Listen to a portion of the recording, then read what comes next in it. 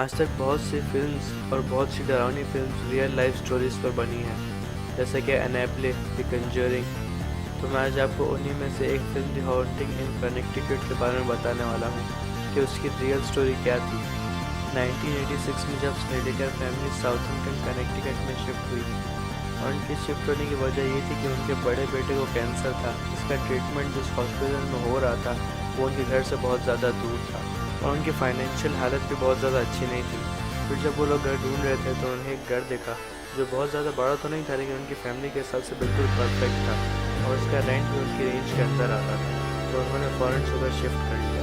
लेकिन उनके शिफ्ट होने के बाद ही उनके घर में अजीब अजीब हरकतें होने लगी, जैसे कि उनकी चीज़ें गायब हो जाती थी या फिर उनके बच्चों को अजीब व गरीब लोग नजर आते थे।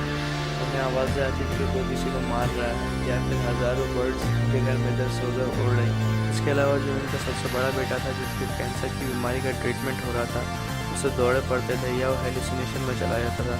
वो अलग अलग लोगों की एक्टिंग करता था और वो पोइट्री भी करता था सेक्सुअल टॉपिक्स के ऊपर। उसने अपनी कज़न का रेप करने की कोशिश की थी, जिसकी वजह से उसके पेरेंट्स ने उन्हें पागल खाने भेज दिया था, जहाँ पर वो 45 दिन तक रहा था। इसके अलावा एलिन ने बताया कि उनकी वाइफ कार्मेन और कार्मेन की नीस का रेप भी हुआ था, जो बहुत ब्रूटल तरीके से हुआ था और रिपीटेड टाइम्स हुआ था।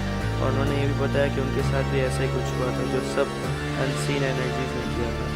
और उनके मॉप वाटर का कलर भी ब्लड जैसा हो जाता था और उसमें से ऐसी स्मेल आती थी जैसे कि वो डिके हो गया है। कार्मेन ने एक और किस्सा बताया जिसमें वो बहुत ज़्यादा डर गई थी जब उन्होंने दो स्ट्रेंज फिगर देखी, जिसमें से एक की आंखों का और बालों का कलर बिल्कुल ब्लैक था और दूसरे का बिल्कुल वाइट था, और वाइट वाले ने पिन स्ट्रिप टॉक्सीडो पहना हुआ था।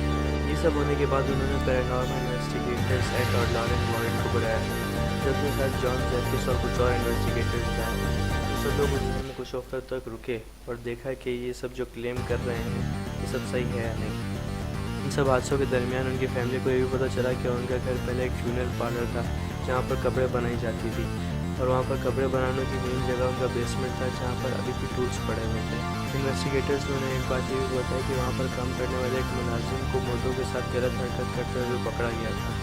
इन्वेस्टिगेटर्स को ऐसा लगा कि अगर इस घर में ऐसा सच में कुछ है तो उनके साथ और उनकी फैमिली के साथ जो भी कुछ हुआ वो इन्वेस्टिगेटर्स के साथ भी होना चाहिए, जैसे कि उन्हें मारा गया, उनके साथ जो भी चीज़ें हुई। वहाँ पर रहने के कुछ टाइम बाद ही इन्वेस्टिगेटर्स ने उस घर को क्लेम कर लिया कि वो साफ हो गया है और वहाँ पर से सारी इविल स्पिरिट्स भगा दी गई हैं।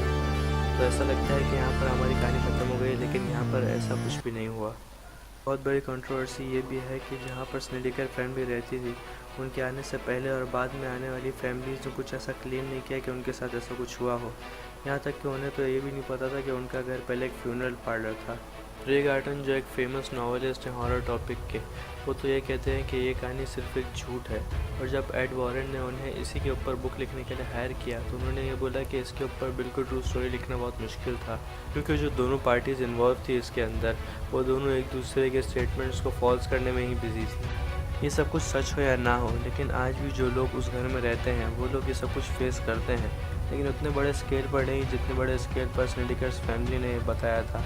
ऐसे ही वीडियोस देखकर बहुत से लोग और फोटोग्राफर्स ऐसे घरों के पास जाते हैं और वहाँ पर जाकर पिक्चर्स क्लिक करने की कोशिश करते हैं। इसके बारे में वहाँ की करंट ओनर ने एक रिपोर्ट भी दी थी कि हमें उन लोगों से मसला नहीं है जो लोग दूर से खड़े होकर फ़ोटो खींच कर चले जाते हैं, लेकिन हमें उन लोगों से मसला है जो ज़बरदस्ती घर के अंदर आ जाते हैं और हमारे बच्चों को डराते हैं कि हमारा घर हॉन्टेड है।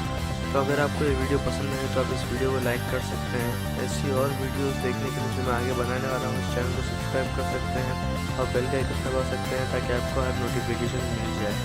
और फाइनली थैंक्स फॉर